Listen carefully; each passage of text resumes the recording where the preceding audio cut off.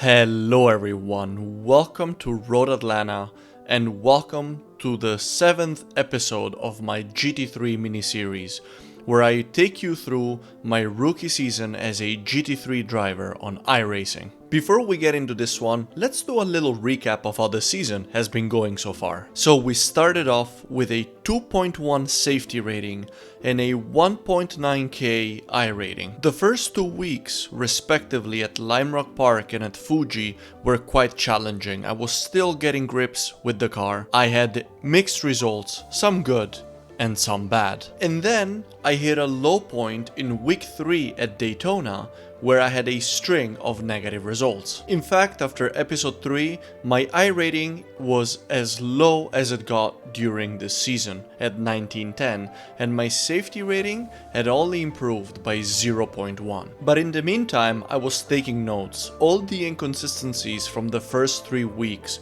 were noted, and I tried to fix the mistakes that I was making with the car. In fact, during episodes 4, 5, and 6, I managed to find the consistency, the pace, and the racecraft which allowed me to get my I rating and safety rating to the highest points of the season at the end of episode 6. I am now on the cusp of reaching my all-time high I rating level, which is 2.2k. And with a current safety rating of 3.4, I have a lot to lose. I'm gonna have to be as clean as possible in order to gain any more safety rating. So if you haven't seen the previous episodes, guys, make sure you check them out. But for now, heading into Road Atlanta, I know that I have a lot to lose. If I manage to add another good result to this positive streak, I will potentially be able to break my own I rating record of 2200. Next thing I know, iRacing gives me the perfect chance to be able to try and achieve this. I'm in a 2k strength of field race and I am car number 1, meaning I'm the highest rated driver on this grid. That puts a lot of pressure on me, but I managed to qualify in P4, which means that, as you can imagine, I am definitely gonna try and finish on the podium. I'm going to need 100% precision and concentration to pull this off. Let's get on track. Alright guys, we're about to go green. We're ready to race here at Road Atlanta, guys. Car number 1, P4. Green, green, green. Let's see what we can do, guys. You've got 20 minutes left. We have a lot to lose here today, guys. Right side's clear. And that's the first overtake. Already cars ahead are having a bit of issues. I picked up a 1X. Stupidly following, looking at the car ahead. First lap is gonna be difficult, guys. Whew. It's an intense track, high speed. The exit to this corner here is going to be crucial. I think we got a pretty good exit, especially given the fact that the guys behind were battling. Let's try and open up that gap to Everett. See if we can stay close with P1 and P2, guys. But so far so good. That was a good start. Now in the lead. Looks like Mata overtook Castro ahead.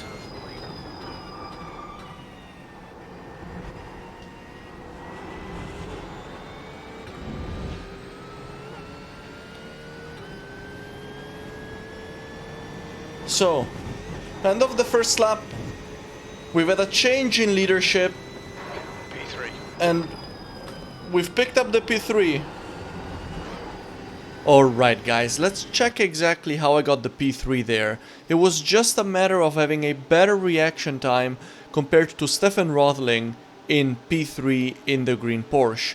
As you can see, I managed to overtake him completely in turn 1, taking it around the outside and carrying more speed. Gonna have to stay concentrated, guys, and try my best in order to retain this position. I am benefiting from the draft I had from Castro. If I can stay in his draft range and make 0 mistakes,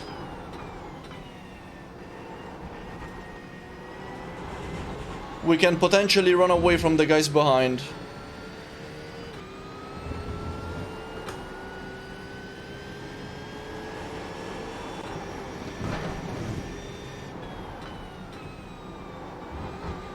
And he's gone wide. We're taking P2, guys. We'll let Castro Keep it up. and the man in P4 battle behind. He was starting to get close to me as well. Next car is the leader, guys. Okay, Everett overtook Castro as well. And I know that Everett is quick.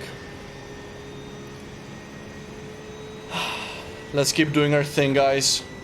Now, guys, I honestly did not expect this to happen so soon, but Francesc Castro in P2 makes a mistake at the beginning of lap 3, giving us P2 pretty much for free. But now the big question is, am I going to be able to retain it, because the guys behind me, they're quick. Now, let's go back to the live action in lap 4, and I'm currently being chased hard by Everett in P4. Let's see what happens. So the biggest chance that he has to overtake me is on the straight. Everywhere else, it's quite difficult to overtake unless I make a big mistake. That's 15 minutes.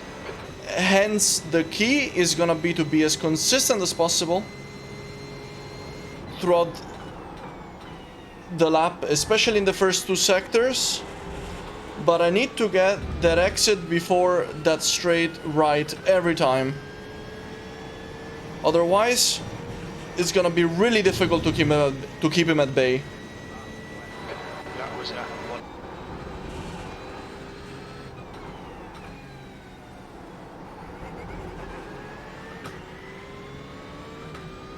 That is where we need a great exit, and we got it.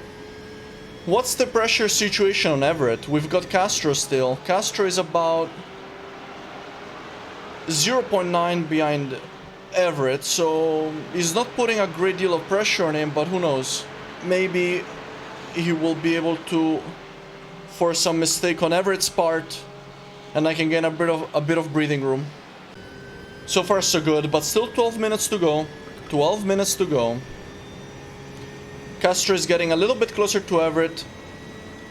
0.5 away now. Hopefully he has to start defending soon.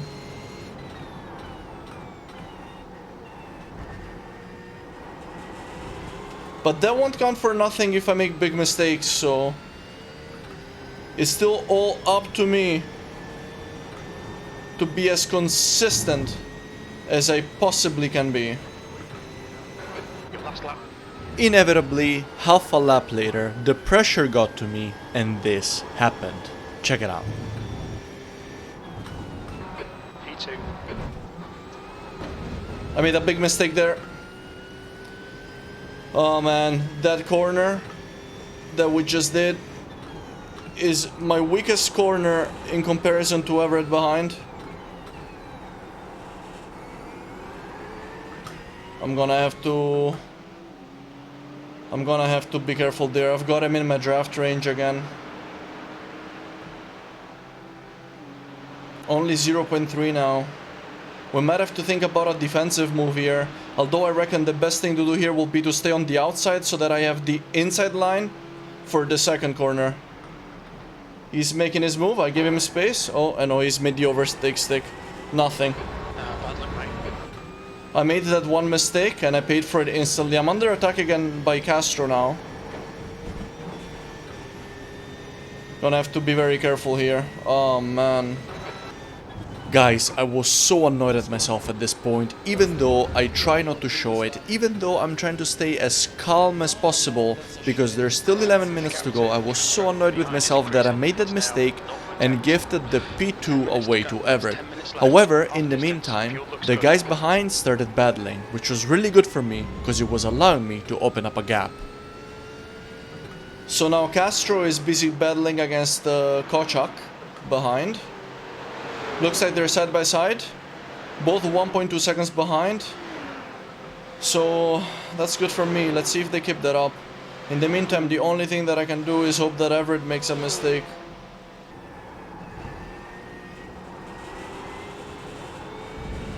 But we already know that he's very solid.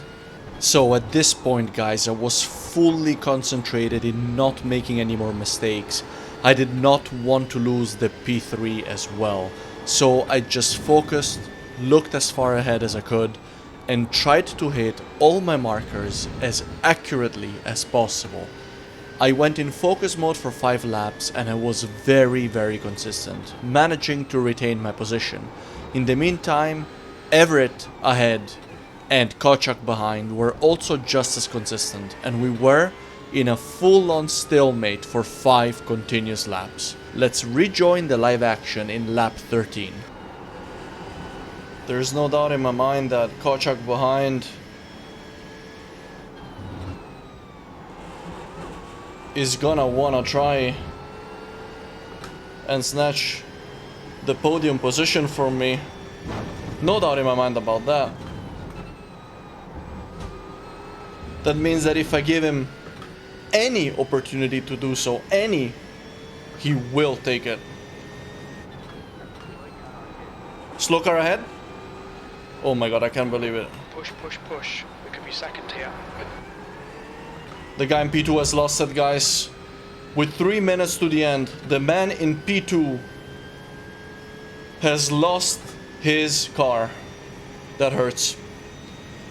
For him, it's good for us. I need to drive perfectly in the next 2 minutes if I want to hold this. Let's stay calm, guys. Nice and relaxed. And that is all it takes to throw it all away in sim racing, guys. Carrying a bit too much speed into this corner and Everett loses control of his car. Fortunately, he doesn't hit the barrier, manages to rejoin safely, but unfortunately now he is in P5. And unbelievably, we have taken his position and we're now running in P2 with 2 minutes to go. But it's not over, guys. I'm feeling a lot of pressure, not only because I'm in P2 now, but also because Kochak behind is pushing me to my limit. We're about to start the last lap of this race, and you can trust it's going to be all-out battle. I cannot make a single mistake, guys. Now, let's go to the last lap of this race. Alright, guys. We need to get around this track safely one more time. Looking good for a podium. Just one more time, guys. The guy behind is himself under pressure, so there is no point to take big risks.